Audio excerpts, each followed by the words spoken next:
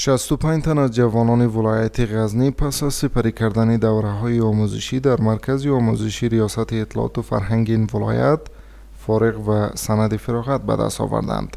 مسئولان این ریاست میگویند که این مرکز در راستای ارتقای ظرفیت‌های علمی و مسلکی جوانان به گونه دوامدار برنامه‌های آموزشی را راه اندازی می‌کند. به گفته آنان در این دوره 50 تن در بخش کامپیوتر و 15 تن دیگر در بخش زبان انگلیسی آموزش دیدند.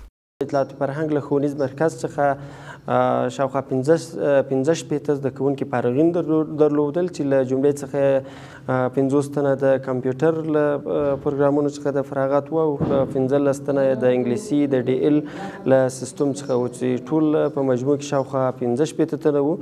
باید یادونه وکړم چې د کمپیوټر په برخه کې د غزنی اطلاعات او کلتور ریاست دغه 12م دور فراغت وو او د انګلیسي په برخه کې دریم دور فراغت وو چې نن خوشبختانه له دغه دور څخه دی فارغ شول. شماری از فارغان ضمن ابراز خرسندی از ایجاد این برنامه‌ها از حکومت خواستند که زمینه‌های آموزشی بیشتر و مشابه را برای جوانان فراهم سازد تا نقش سازنده‌تر در جامعه ایفا کنند.